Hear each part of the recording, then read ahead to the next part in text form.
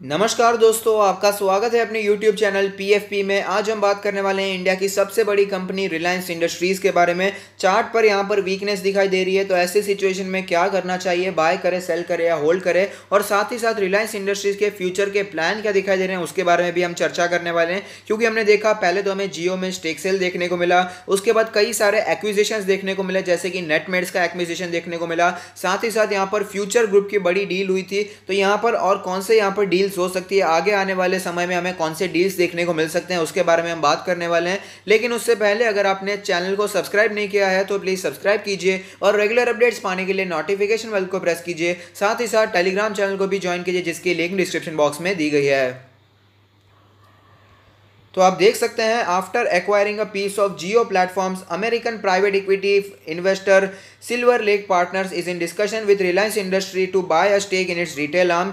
Silver lake is looking to invest $1 billion, about 7,350 crore in Reliance retail, according to the financial times. तो यहाँ पर silver lake ने जियो में तो इन्वेस्टमेंट किया ही था, लेकिन वो रिलायंस रिटेल में भी इन्वेस्टमेंट करना पसंद करेगी। $1 billion का वो इन्वेस्टमेंट करना चाहती है और 1.75% स्टेक रिलायंस रिटेल में भी एक्वायर करना चाहती है, जिसने फिलहाल यहाँ पर फ्यूचर रिटेल को भी खरीद लिया है। और आपको पता होना चाहिए, यूएस के फंड यानी कि सिल्वर लेक ने 10,203 करोड़ ऑलरेडी यहाँ पर जियो प्लेटफॉर्म्स में तो इन्वेस्ट कर ही दी है। लेकिन फिलहाल के लिए रिलायंस ने यहाँ पर डिक्लाइन किया to comment on Silver Lake's potential deal in Reliance Retail. It is said that company evaluates various opportunities on an ongoing basis. तो यहाँ पर फिलहाल तो रिलायंस ने कोई भी यहाँ पर इस डील पर कोई भी कमेंट नहीं किया है। इस इन्वेस्टमेंट के बारे में बात करें तो आपको पता होना चाहिए, जब भी कोई ऐसी डील होती है तो वहाँ पर सबसे पहले कंपनी की वैल्यूएशन डिसाइड की जाती है। तो यहाँ पर रिटेल वैल्यूएशन अगर डिसाइड करें, रिलायंस की जो रिटेल वैल्यूएशन डिसाइड होकर आती है, अगर सिल्वर लेक के हिसाब से बोले तो यहाँ पर $57 बिलियन वो निकल के आती है, जो कि CLSA के हिसाब से 18% लोअर है than what it had assign to the retail outfit. तो यहाँ पर अभी भी फिलहाल वैल्यूएशन के बेसिस पे अभी भी क्लियर बातें यहाँ पर दिखाई नहीं दे रही है। यहाँ पर सिल्वर लेक का कहना है, सिल्वर लेक ने जो खरीदारी का हमने यहाँ पर देखा कि $1 बिलियन वो खरीदना चाहती है और 1.75% का स्टेक एक्वायर करना चाहती है। लेकिन अभी भी रिलायंस रिटेल का एक्चुअल वैल्यूएशन क्या है वो डिसाइड नहीं किया गया है, क्योंकि बहुत सारी चीजें हमें देखने को मिल रही है। रिलायंस के कितने सारे यहाँ पर रिटेल आउटफिट्स तो देखने को मिलते हैं, जियो मार्ट देखने को मिलता है, अब तो फ्यूचर ग्रुप की भी डील हो चुकी है, तो उसके बाद हमें यहाँ पर री इवैल्यूएशन भी देखने को मिल सकता है। रिलायंस रिटेल का वैल्यूएशन क्या निकल कर आता है ये तो आगे आने वाले समय में ही पता चलेगा। लेकिन CLSA का कहना है कि ये तो हमें यहाँ पर 18% लोअर दिखाई दे रहा है, तो आगे जाकर हमें पता चलेगा कि यहाँ पर कैसे वैल्यूएशन होता है और कौन से बेसिस पे, कौन से वैल्यूएशन पे यहाँ पर हमें आगे जाकर डील होती हुई नजर आ सकती है। तो यहाँ पर ओवरऑल बात करें तो जैसे हमें जियो में यहाँ पर स्टेक सेल देखने को मिला, ऐसी सेम सिचुएशन रिलायंस रिटेल में भी देखने को मिल सकती है। और जैसे कि हमने देखा, जब हमें जियो में स्टेक सेल की बातें यहाँ पर आ रही थी, स्टेक सेल हो चुका, उसके बाद कैसी तेजी हमें रिलायंस में देखने को मिली थी, रिलायंस के शेयर में बहुत ही ज़्यादा भारी तेजी हमें देखने को मिली। और अगर यहाँ पर रिलायंस रिटेल में भी स्टेक सेल देखने को मिलता है तो सेम सिचुएशन हमें यहाँ पर वापस देखने को भी मिल सकती है और वहाँ पर हमें स्टॉक में वापस हमें तेजी लौटती हुई नजर आ सकती है। तो अब चलिए कंपनी के बारे में भी बात कर लेते हैं। तो आप देख सकते हैं, रिलायंस इंडस्ट्रीज का लास्ट ट्रेडेड प्राइस है 2077 रुपीज़, जो कि 1.65% हमें नीचे दिखाई दे रहा है। मार्केट कैप की बात करें तो 13 लाख करोड़ से भी ज़्यादा की मार्केट कैप दिखाई देती है।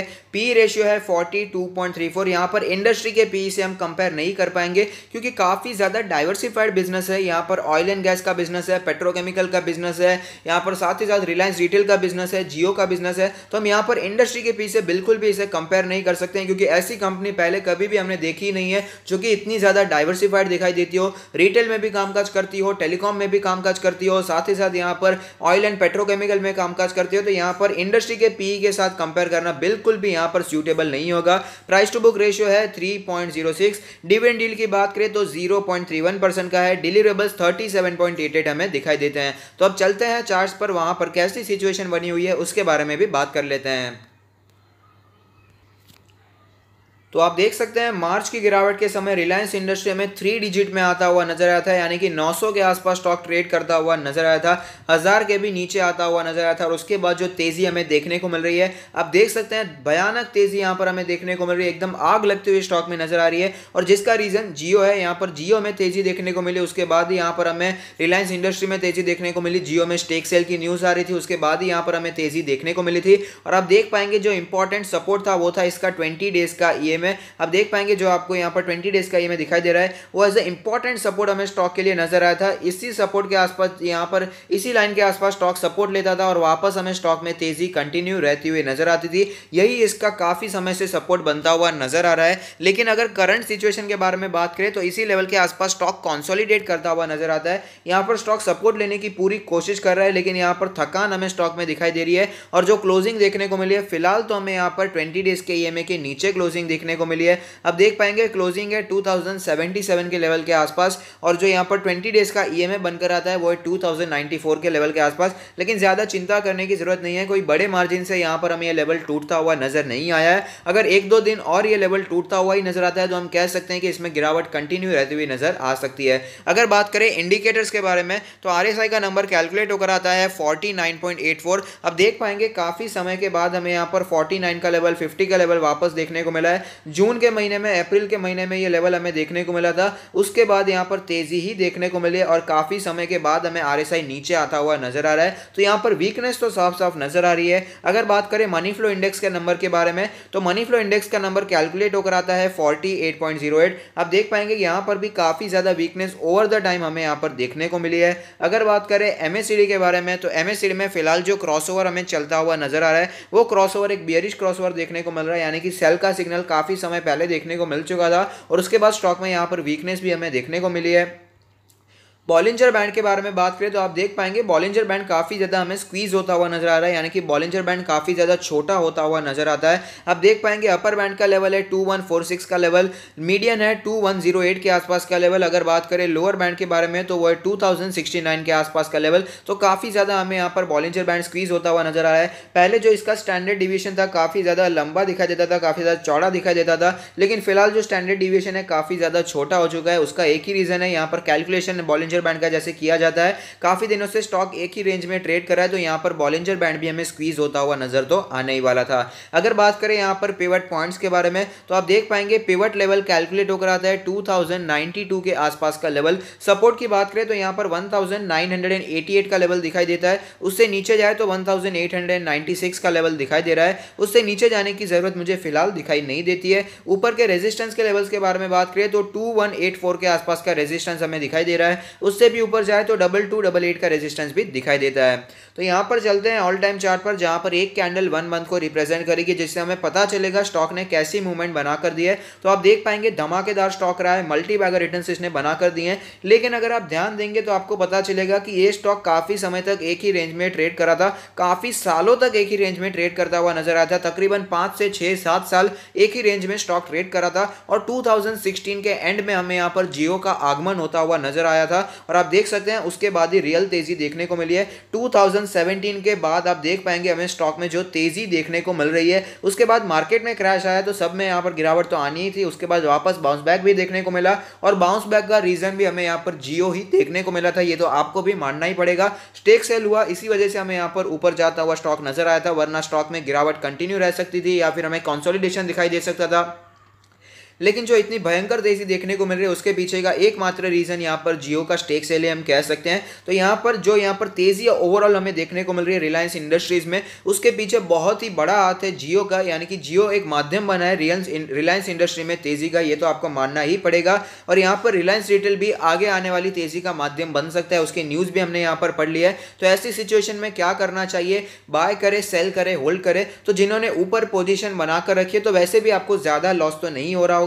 2200 के आसपास का ऑल टाइम हाई है, लेकर रखा है तो होल्ड कीजिए, कंपनी बुरी नहीं है, लॉन्ग टर्म के लिए कंटिन्यू होल्डिंग करने में कोई भी प्रॉब्लम नहीं है। अगर आपने नीचे पोजीशन बनाकर रखी है, आप अभी प्रॉफिट में चल रहे हैं, लॉन्ग टर्म के लिए लिया है तो प्लीज कंटिन्यू होल्डिंग कीजिए। और अगर आपने शॉर्ट टर्म के लिए लिया है तो जैसे कि मैंने कहा 20 डेज का ये एक इंपॉर्टेंट सपोर्ट है, अगर ये सपोर्ट डिसाइसिवली टूट जाता है, 2-3 दिनों तक स्टॉक इसके नीचे ही ट्रेड करता है, तो हमें यहाँ पर और भी गिरावट देखने को मिल सकती है। तो आप यहाँ पर जिन्होंने शॉर्ट टर्म के लिए लिया है वो प्रॉफिट बुकिंग के बारे में सोच सकते हैं। सकते हैं। अब बात करें उन लोगों की जिन्होंने यहाँ पर फ्रेश बाइंग नहीं किया, जो फिलहाल अभी फोमो में चलते हुए नजर आ रहे हैं, उनके लिए कौन से लेवल्स हो सकते हैं फ्रेश बाइंग के लिए। तो जैसे कि मैंने कहा 20 डेज का ये में काफी इंपॉर्टेंट सपोर्ट है और यहाँ पर बॉलिंजर बैंड काफी स्क्वीज होता हुआ नजर आ रहा है। तो यहाँ पर या तो हमें मूवमेंट बहुत ही ज्यादा ऊपर जाती हुई नजर आ सकती है या तो बहुत ही ज्यादा नीचे जाती हुई नजर आ सकती है। तो यहाँ पर एक न्यूज आएगी, अगर रिलायंस रिटेल में भी स्टेक सेल देखने को मिलता है तो बहुत ही ज्यादा तेजी हमें स्टॉक में वापस देखने को मिल सकती है, क्योंकि दूसरी जितने भी यहाँ पर पॉजिटिव चीजें थी, फ्यूचर ग्रुप की डील थी, वो भी यहाँ पर प्राइस में फैक्टर्ड इन होती हुई नजर आ चुकी है। तो इसीलिए यहाँ पर वो सारी डील्स तो फैक्टर्ड इन हो चुकी है, लेकिन अगर कोई एक्स्ट्रा डील होती है रिलायंस रिटेल में भी हमें यहाँ पर स्टेक सेल देखने को मिलता है तो और भी ज्यादा हमें तेजी की उम्मीद यहाँ पर की जा सकती है। और मेन रेजिस्टेंस इसका ऑल टाइम हाई है जो कि 2200 के लेवल के आसपास का लेवल। तो यहाँ पर जो एग्रेसिव इन्वेस्टर है, एक्टिव इन्वेस्टर है, उनके लिए मैं लेवल्स बताना चाहूंगा। आप देख पाएंगे 50 डेज का ये में कैलकुलेट होकर आता है 1993 के आसपास का लेवल।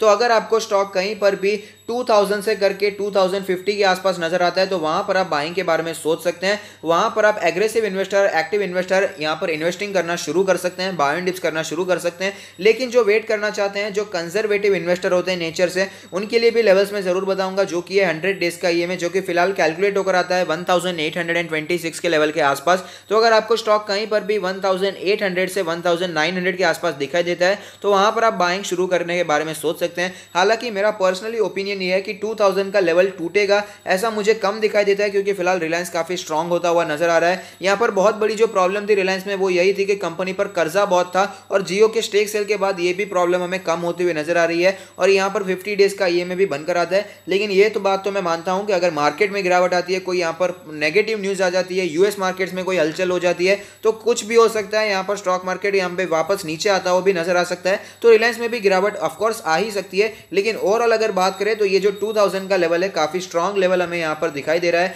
आप देख पाएंगे गिरावट देखने को मिली, उसके बाद वापस हमें बाउंस बैक करता हुआ भी स्टॉक नजर आया था। तो 2000 का लेवल काफी अच्छा लेवल हो सकता है, जहां पर फ्रेश इन्वेस्टमेंट, एक्टिव इन्वेस्टर करने के बारे में सोच सकते हैं। और एग्रेसिव इन्वेस्टर के लिए 1800 से 1900 का लेवल मैंने सजेस्ट कर दिया है। तो यहां पर आप बाइंग के बारे में सोच सकते हैं। ओवरऑल बहुत ही अच्छी कंपनी अपने पोर्टफोलियो में रखने की जरूरत है, बहुत ही अच्छी कंपनी है, डाइवर्सिफाइड कंपनी है, इसे अपने पोर्टफोलियो में जरूर रखिएगा। और साथ ही साथ अगर आप अपना पोर्टफोलियो हमसे रिव्यू करवाना चाहते हैं तो उसका लिंक भी हमने डिस्क्रिप्शन बॉक्स में दे दिया है। तो अगर आपको ये वीडियो पसंद आता है तो लाइक कीजिए, शेयर कीजिए, कमेंट कीजिए, सब्सक्राइब कीजिए और मुझे मोटिवेट कीजिए। Thank you, stay happy, happy investing.